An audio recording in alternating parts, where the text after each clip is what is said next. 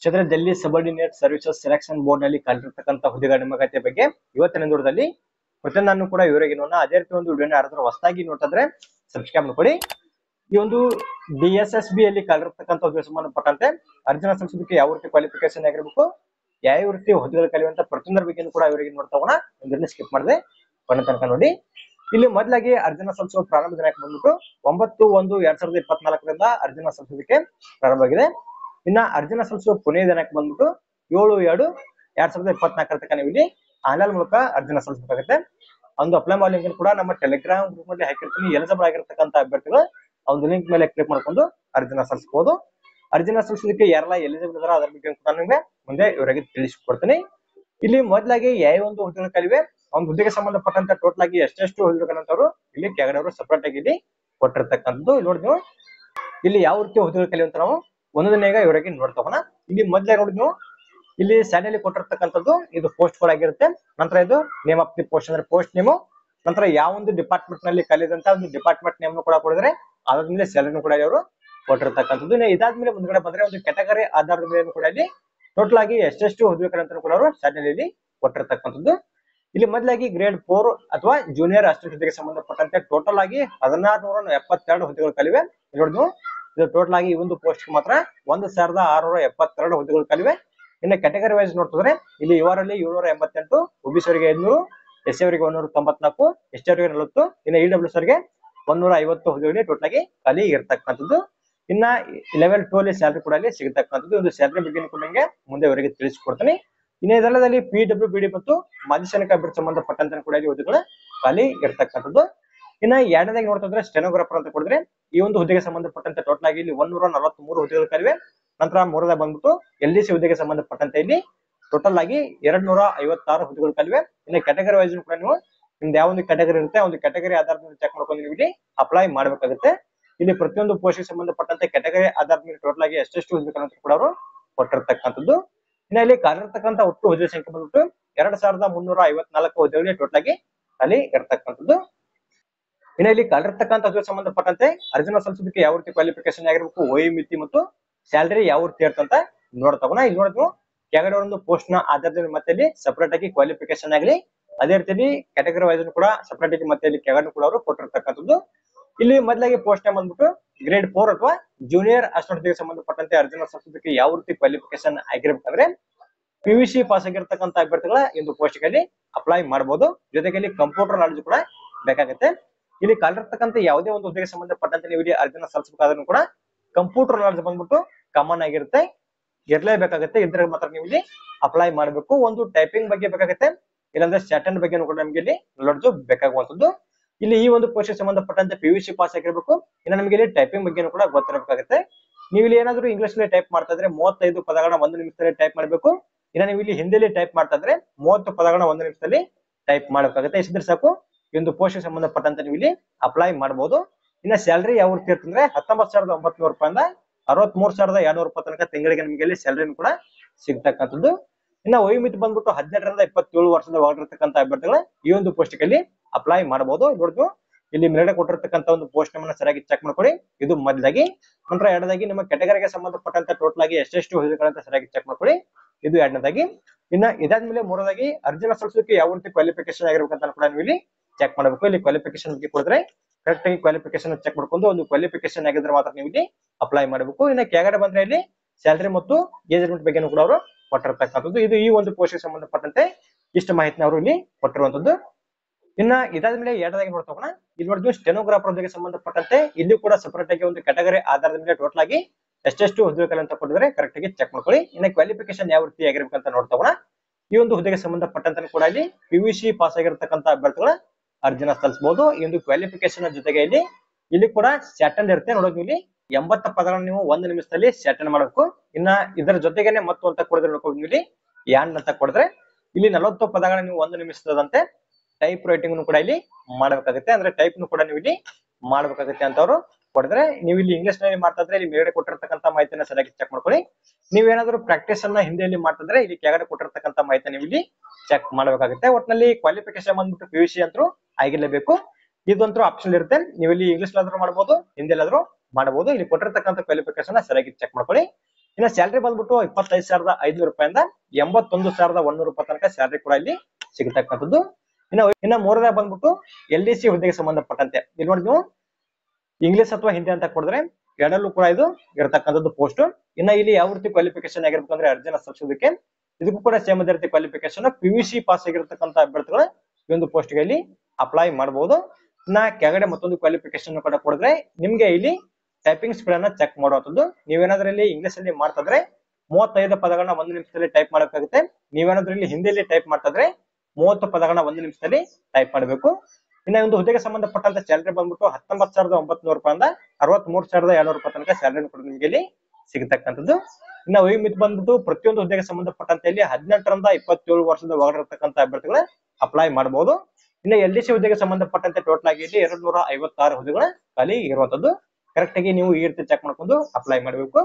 ಇನ್ನ ಇದಾದ್ಮೇಲೆ junior stenographer ಹುದ್ದೆಗೆ ಸಂಬಂಧಪಟ್ಟಂತೆ ಇಲ್ಲಿ ಟೋಟಲ್ ಆಗಿ 20 ಹುದ್ದೆಗಳು ಖಾಲಿವೆ. ಇನ್ನು ಕ್ವಾಲಿಫಿಕೇಶನ್ ಯಾವ ರೀತಿ ಆಗಿರ್ಬೇಕಂದ್ರೆ ಇಲ್ಲಿ ಕೂಡ PUC ಪಾಸ್ ಆಗಿರತಕ್ಕಂತ ಅಭ್ಯರ್ಥಿಗಳು ಅಪ್ಲೈ ಮಾಡಬಹುದು. ಇನ್ನ ಇಲ್ಲಿ ಯಾವ ರೀತಿ ಒಂದು ಸ್ಕಿಲ್ ಟೆಸ್ಟ್ ಇರ್ತಂದ್ರೆ ಇಲ್ಲಿ ಸ್ಯಾಟರ್ನ್ ಮತ್ತು ಟೈಪಿಂಗ್ ಕೂಡ ಇರುತ್ತೆ. ಇಲ್ಲಿ ಮೊದಲಾಗಿ ಒಂದು ಸ್ಯಾಟರ್ನ್ ಬಂದ್ಬಿಟ್ಟು 80 ಪದಗಳನ್ನ 1 ನಿಮಿಷದಲ್ಲಿ ನೀವು ಸ್ಯಾಟರ್ನ್ ಮಾಡಬೇಕು. ಇನ್ನ ಇದಾದ್ಮೇಲೆ ಎರಡದಾಗಿ 40 ಪದಗಳನ್ನ ನೀವು 1 ನಿಮಿಷದಲ್ಲಿ ಟೈಪಿಂಗ್ ಕೂಡ ಮಾಡಬೇಕಾಗುತ್ತೆ. ಇಲ್ಲಿ ನೋಡಿದ್ವಿ ಇಲ್ಲಿ ಕೊಟ್ಟಿರ್ತಕ್ಕಂಥ ಕ್ವಾಲಿಫಿಕೇಶನ್ ಸರಿಯಾಗಿ ಚೆಕ್ ಮಾಡ್ಕೊಂಡು ನೀವು ಇಲ್ಲಿ ಅಪ್ಲೈ ಮಾಡಬೇಕು. ಒಟ್ಟಿನಲ್ಲಿ ಇಲ್ಲಿ ಕಾಲಿರ್ತಕ್ಕಂಥ ಯಾವುದೇ ಹುದ್ದೆಗೆ ಸಂಬಂಧಪಟ್ಟಂತೆ ನೀವು ಅರ್ಜಿನ ಸಲ್ಲಿಸಬೇಕಾದ್ರೂ ಕೂಡ ಕ್ವಾಲಿಫಿಕೇಶನ್ ಬಂದ್ಬಿಟ್ಟು PUC ಪಾಸ್ ಆಗಿರ್ಬೇಕಾಗುತ್ತೆ ಮೊದಲಾಗಿ. ಇನ್ನ ಇದಾದ್ಮೇಲೆ ಎರಡದಾಗಿ ನಿಮ್ಗೆ ಇಲ್ಲಿ ಮುಖ್ಯವಾಗಿ ಸ್ಯಾಟರ್ನ್ ಮತ್ತು ಟೈಪಿಂಗ್ ಬಗ್ಗೆ ಕೂಡ ಗೊತ್ತಿರಬೇಕಾಗುತ್ತೆ. ಇವು ಎರಡರ ಬಗ್ಗೆ ಗೊತ್ತಿದ್ರೆ ಸಾಕು ಇಲ್ಲಿ ಕಲಿರ್ತಕ್ಕಂಥ ಯಾವುದೇ ಒಂದು ಹುದ್ದೆಗೆ ಸಂಬಂಧಪಟ್ಟಂತೆ ನೀವು ಇಲ್ಲಿ ಅಪ್ಲೈ ಮಾಡಬಹುದು. ಇನ್ನ ಟೈಪಿಂಗ್ ಬಂದ್ಬಿಟ್ಟು ಕೆಲವೊಂದಷ್ಟು ಹುದ್ದೆಗೆ ಮಾತ್ರ ಟೈಪಿಂಗ್ ಬಗ್ಗೆ ಕೊಡಿದ್ರೆ, ಇನ್ನು ಕೆಲವೊಂದು ಹುದ್ದೆಗೆ ಸಂಬಂಧಪಟ್ಟಂತೆ ಸ್ಯಾಟರ್ನ್ ಬಗ್ಗೆ ಕೊಡಿದ್ರೆ ಕರೆಕ್ಟ್ ಆಗಿ ನಿಮಗೆ ಯಾವುದ್ರ ಬಗ್ಗೆ ನಾಲೆಡ್ಜ್ ಇರುತ್ತೆ ಆ ಒಂದು ಪೋಸ್ಟ್ಗೆ ಸಂಬಂಧಪಟ್ಟಂತೆ ನೀವು ಇಲ್ಲಿ ಈಸಿಯಾಗಿ ಅಪ್ಲೈ ಮಾಡಬಹುದು. ಇನ್ನ ಸ್ಯಾಲರಿ ಬಂದ್ಬಿಟ್ಟು 25,500 ರೂಪಾಯಿಂದ 81,100 ರೂಪಾಯಿ ತನಕ ಸ್ಯಾಲರಿ ಕೂಡ ನಿಮ್ಗೆ ಇಲ್ಲಿ ಸಿಗತಕ್ಕಂಥದ್ದು. ಇನ್ನ ಈ ಒಂದು ಹುದ್ದೆಗೆ ಸಂಬಂಧಪಟ್ಟಂತೆ ವಯೋಮಿತಿ ಅರ್ಜಿನ ಸಲ್ಲಿಸೋದಕ್ಕೆ 18ರಿಂದ 30 ವರ್ಷದ ಒಳಗಿರತಕ್ಕಂತ ಅಭ್ಯರ್ಥಿಗಳ ಅಪ್ಲೈ ಮಾಡಬಹುದು. ಕರೆಕ್ಟ್ ಆಗಿ ಚೆಕ್ ಮಾಡ್ಕೊಳ್ಳಿ. ಇನ್ನ ಇದಾದ್ಮೇಲೆ ಜೂನಿಯರ್ ಅಸಿಸ್ಟೆಂಟ್ ಅಂತ ಕೊಡಿದ್ರೆ ಈ ಒಂದು ಹುದ್ದೆಗೆ ಸಂಬಂಧಪಟ್ಟಂತೆ ಟೋಟಲ್ ಆಗಿ 40 ಹುದ್ದೆಗಳು ಖಾಲಿವೆ. ಇನ್ನ ಕ್ವಾಲಿಫಿಕೇಶನ್ ಯಾವ ರೀತಿ ಆಗಿರ್ಬೇಕಂದ್ರೆ ಇದಕ್ಕೂ ಕೂಡ ಸೇಮ್ ಅದೇ ರೀತಿ PUC ಅನ್ನ ಪಾಸ್ ಆಗಿರ್ಬೇಕು. ಟೈಪಿಂಗ್ ಬಗ್ಗೆ ಕೂಡ ನಿಮ್ಗೆ ಇಲ್ಲಿ ಗೊತ್ತಿರಬೇಕಾಗುತ್ತೆ. ನೀವು ಇಂಗ್ಲಿಷ್ ಅಲ್ಲಾದ್ರೂ ಟೈಪ್ ಮಾಡಬಹುದು, ಹಿಂದಿಲಾದ್ರೂ ಟೈಪ್ ಮಾಡಬಹುದು. ಇನ್ನ ಸ್ಯಾಲರಿ ಬಂದ್ಬಿಟ್ಟು 19,900 ರೂಪಾಯಿಂದ 63,200 ರೂಪಾಯಿ ತನಕ ಸ್ಯಾಲರಿನೂ ಕೂಡ ಇಲ್ಲಿ ಸಿಗತಕ್ಕಂಥದ್ದು. ಇನ್ನು ವಯೋಮಿತಿ ಬಂದ್ಬಿಟ್ಟು 18ರಿಂದ 27 ವರ್ಷದ ಒಳಗಿರತಕ್ಕಂತ ಅಭ್ಯರ್ಥಿಗಳು ಈ ಒಂದು ಪೋಸ್ಟ್ ಗೆ ಅಪ್ಲೈ ಮಾಡಬಹುದು. ಇನ್ನ ಸ್ಟೆನೋಗ್ರಾಫರ್ ಅಂತ ಕೊಡಿದ್ರೆ ಈ ಒಂದು ಹುದ್ದೆಗೆ ಸಂಬಂಧಪಟ್ಟಂತೆ ಟೋಟಲ್ ಆಗಿ ಇಲ್ಲಿ 14 ಹುದ್ದೆಗಳು ಖಾಲಿವೆ. ಇನ್ನು ಕ್ವಾಲಿಫಿಕೇಶನ್ ಯಾವ ರೀತಿ ಆಗಿರ್ಬೇಕಂದ್ರೆ ಈ ಒಂದು ಹುದ್ದೆಗೆ ಸಂಬಂಧಪಟ್ಟಂತೆ ಕೂಡ ಇಲ್ಲಿ PUC ಪಾಸ್ ಆಗಿರತಕ್ಕಂತ ಅಭ್ಯರ್ಥಿಗಳು ಅಪ್ಲೈ ಮಾಡಬಹುದು. ಇನ್ನು ಸ್ಕಿಲ್ ಟೆಸ್ಟ್ ಯಾವ ರೀತಿ ಇರ್ತಂದ್ರೆ ನೀವೇನಾದ್ರೂ ಇಲ್ಲಿ ಸ್ಯಾಟರ್ನ್ ಕೂಡ ಮಾಡಬೇಕಾಗುತ್ತೆ.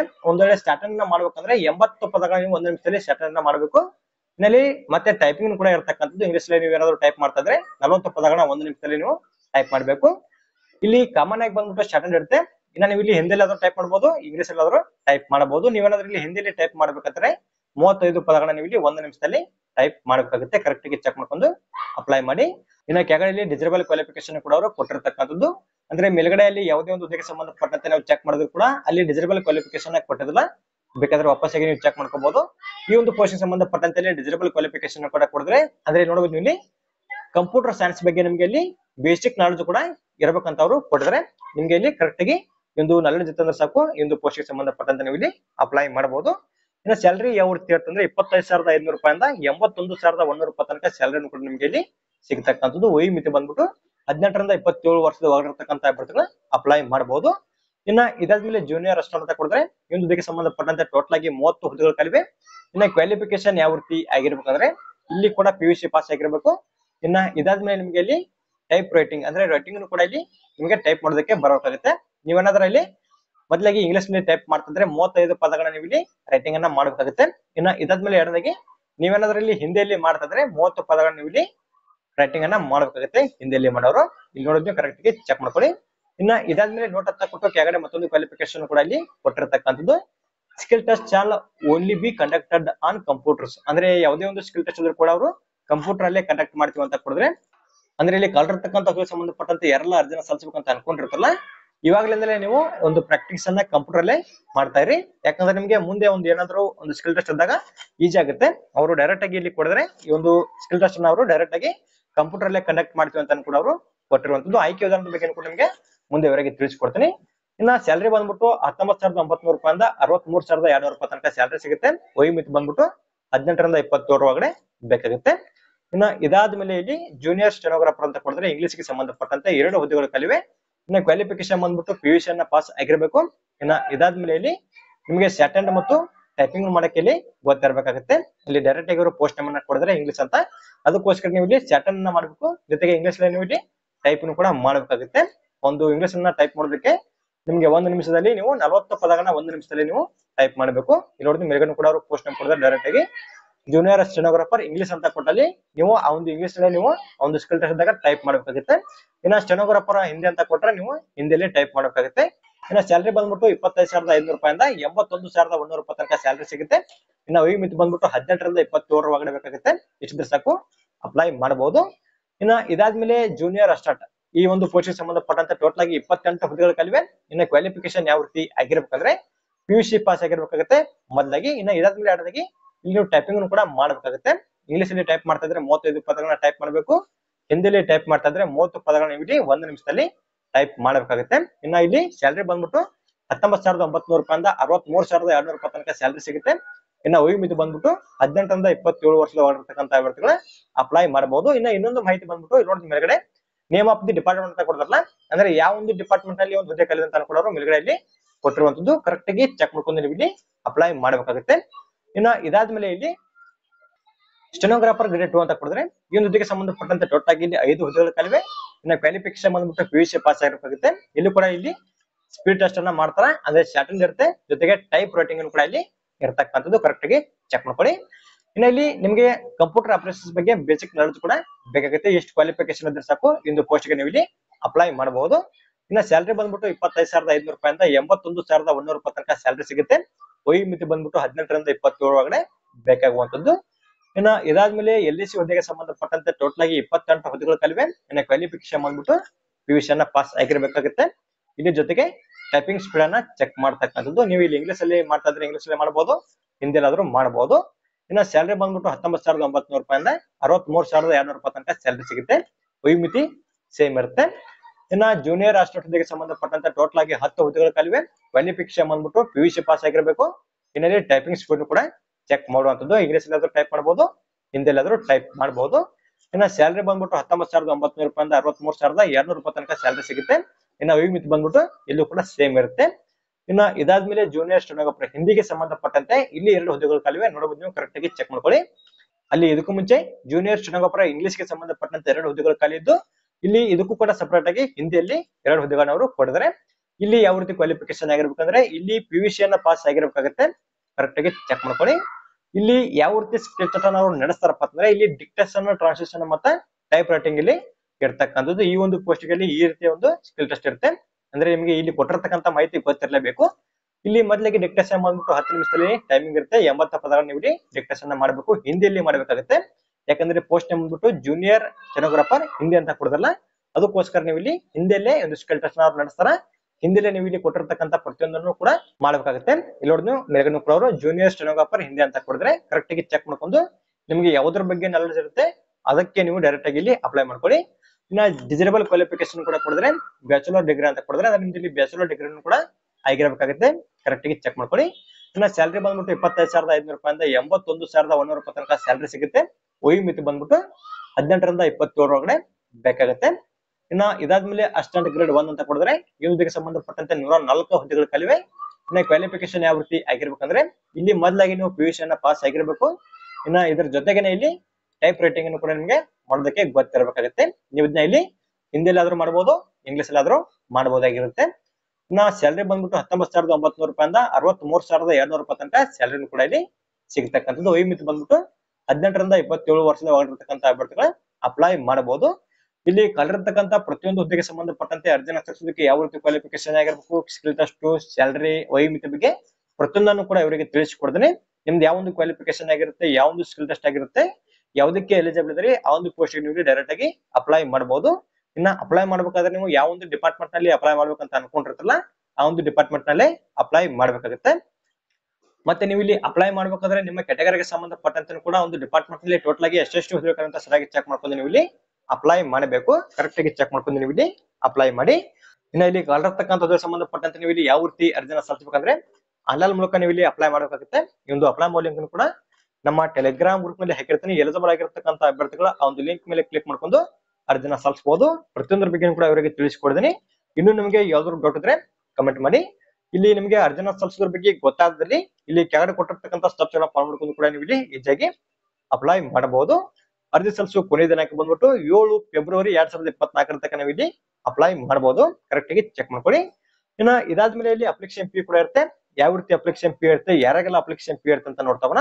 ಇಲ್ಲಿ 100 ರೂಪಾಯಿ ಅಪ್ಲಿಕೇಶನ್ ಫೀ ಇರುತ್ತೆ. ಒಂದು 100 ರೂಪಾಯಿ ಅಪ್ಲಿಕೇಶನ್ ಫೀ ಬಂದ್ಬಿಟ್ಟು ಯಾರಿಗೆಲ್ಲ ಇಲ್ಲ ಅಂದ್ರೆ SC ST PWD ಮತ್ತು ಮಾಜಿ ಸೈನಿಕ ಅಭ್ಯರ್ಥಿ ಸಂಬಂಧಪಟ್ಟಂತೆ ಇಲ್ಲಿ ಯಾವುದೇ ಇರ್ತಕ್ಕಂಥ ಒಂದು ಅರ್ಜಿ ಶುಲ್ಕ ಇರೋದಿಲ್ಲ.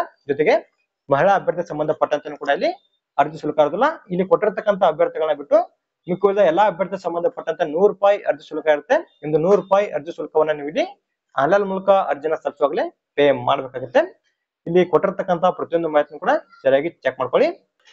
ನಂತರ ಇವಾಗ ಒಂದು ಸೆಲೆಕ್ಷನ್ ಪ್ರೋಸೆಸ್ ಯಾವ ರೀತಿ ಇರುತ್ತೆ ಅಂತ ನೋಡ್ತಗೋಣ. ಇಲ್ಲಿ ಕಲಿರ್ತಕ್ಕಂಥ ಯಾವುದೇ ಒಂದು ಹುದ್ದೆಗೆ ಸಂಬಂಧಪಟ್ಟಂತೆ ನೀವು ಇಲ್ಲಿ ಅರ್ಜಿನ ಸಲ್ಲಿಸಿದ್ರು ಕೂಡ ಮೊದಲನೇ ಹಂತದಲ್ಲಿ ಎಕ್ಸಾಮ್ ಇರುತ್ತೆ. ಈ ಒಂದು ಎಕ್ಸಾಮ್ ಯಾವ ರೀತಿ ಇರುತ್ತೆ ಅಂತ ಇಲ್ಲಿ ಕೆಳಗಡೆ ಅವರು ಕೊಡಿದ್ರೆ, ಈ ಒಂದು ಆಯ್ಕೆ ವಿಧಾನದ ಬಗ್ಗೆ ನಾನು ಸಪರೇಟ್ ಆಗಿ ಬೇರೆ ವಿಡಿಯೋದಲ್ಲಿ ನಿಮಗೆ ಇವರಿಗೆ ತಿಳಿಸಿಕೊಡ್ತೀನಿ. ಮೊದಲನೇ ಹಂತದಲ್ಲಿ ರಿಟನ್ ಟೆಸ್ಟ್ ಇರುತ್ತೆ. ರಿಟನ್ ಟೆಸ್ಟ್ ಆದ್ಮೇಲೆ ಸ್ಕಿಲ್ ಟೆಸ್ಟ್ ಇರುತ್ತೆ. ಸ್ಕಿಲ್ ಟೆಸ್ಟ್ ಆದ್ಮೇಲೆ ಡಾಕ್ಯುಮೆಂಟೇಶನ್, ಮೆಡಿಕಲ್ ಎಕ್ಸಾಮಿನೇಷನ್ ಈ ರೀತಿ ಇರುತ್ತೆ. ಅದ್ರ ಬಗ್ಗೆ ನಾನು ನಿಮಗೆ ಮುಂದಿನ ವಿಡಿಯೋದಲ್ಲಿ ಇವರಿಗೆ ತಿಳಿಸಿಕೊಡ್ತೀನಿ. ಇವತ್ತಿನ ವಿಡಿಯೋದಲ್ಲಿ ಈ ಒಂದು ಹುದ್ದೆ ಸಂಬಂಧಪಟ್ಟಂತೆ ಅರ್ಜಿನ ಸಲ್ಲಿಸೋದಕ್ಕೆ ಯಾವ ರೀತಿ ಕ್ವಾಲಿಫಿಕೇಶನ್ ಆಗಿರಬೇಕು, ವಯೋಮಿತಿ ಆಗಲಿ, ಸೆಲೆಕ್ಷನ್ ಪ್ರೊಸೆಸ್ ಜೊತೆಗೆ ಸ್ಯಾಲರಿ ಡಿಪಾರ್ಟ್ಮೆಂಟ್ ಪ್ರತಿಯೊಂದನ್ನು ಕೂಡ ಇವರಿಗೆ ತಿಳಿಸಿಕೊಡ್ತೀನಿ. ಇನ್ನು ಇಲ್ಲಿ ವಯೋಮಿತಿ ಸೆಲೆಕ್ಷನ್ ಕೂಡ ಸಿಗತಕ್ಕಂಥದ್ದು SC ಮತ್ತು ST ಗೆ ಸಂಬಂಧಪಟ್ಟಂತೆ 5 ವರ್ಷದ ತನಕ ವಯೋಮಿತಿ ಸಲಿಕೆ ಸಿಗುತ್ತೆ. ಇನ್ನು OBC ಅಭ್ಯರ್ಥಿಗಳಿಗೆ ಇಲ್ಲಿ 3 ವರ್ಷದ ತನಕ ವಯೋಮಿತಿ ಸಲಿಕೆ ಸಿಗತಕ್ಕಂಥದ್ದು. ಇಲ್ಲಿ ಕಲಿರ್ತಕ್ಕಂಥ ಸಂಬಂಧಪಟ್ಟಂತೆ ಯಾರೆಲ್ಲ ಅರ್ಜಿನ ಸಲ್ಲಿಸಬೇಕಂತ ಅನ್ಕೊಂಡಿರ್ತಾರಲ್ಲ, ಇಲ್ಲಿ ಕೊಟ್ಟಿರ್ತಕ್ಕಂಥ ಒಂದು ಕ್ವಾಲಿಫಿಕೇಶನ್ ಮತ್ತು ಸ್ಕಿಲ್ ಟೆಸ್ಟ್ ಬಗ್ಗೆ ಸರಿಯಾಗಿ ಚೆಕ್ ಮಾಡ್ಕೊಂಡು ಅದ್ರ ಬಗ್ಗೆ ನಿಮಗೆ ಗೊತ್ತಿದ್ರೆ ಮಾತ್ರ ನೀವು ಇಲ್ಲಿ ಅಪ್ಲೈ ಮಾಡಿ. ಯಾಕಂದ್ರೆ ಮುಂದೆ ಎಕ್ಸಾಮ್ ಆದ್ಮೇಲೆ ಸ್ಕಿಲ್ ಟೆಸ್ಟ್ ಕೂಡ ಇಲ್ಲಿ ಇರ್ತಕ್ಕಂಥದ್ದು. ಡೈರೆಕ್ಟ್ ಆಗಿ ಆ ಒಂದು ಸ್ಕಿಲ್ ಟೆಸ್ಟ್ ಬಗ್ಗೆ ಕೂಡ ಇಲ್ಲಿ ಅವರು ಕೆಳಗಡೆಯಲ್ಲಿ ಕೊಟ್ಟಿರುವಂತದ್ದು. ಕರೆಕ್ಟ್ ಆಗಿ ಚೆಕ್ ಮಾಡ್ಕೊಂಡು ಯಾವ ಒಂದು ಪೋಸ್ಟ್ ಗೆ ಎಲಿಜಿಬಲ್ ಇದ್ರೆ ಆ ಒಂದು ಪೋಸ್ಟ್ ಗೆ ನೀವು ಇಲ್ಲಿ ಅಪ್ಲೈ ಮಾಡ್ಕೊಡಿ. ನೋಟಿಫಿಕೇಶನ್ ಮತ್ತು ಒಂದು ಅಪ್ಲೈ ಮಾಡೋ ಲಿಂಕ್ ಅನ್ನ ಎರಡನ್ನೂ ಕೂಡ ನಮ್ಮ ಟೆಲಿಗ್ರಾಮ್ ಗ್ರೂಪ್ ನಲ್ಲಿ ಹಾಕಿರ್ತೀನಿ. ಯಾರೆಲ್ಲ ಎಲಿಜಿಬಲ್ ಇದ್ರೆ ಆ ಒಂದು ಲಿಂಕ್ ಮೇಲೆ ಕ್ಲಿಕ್ ಮಾಡ್ಕೊಂಡು ಅರ್ಜಿನ ಸಲ್ಲಿಸಿ.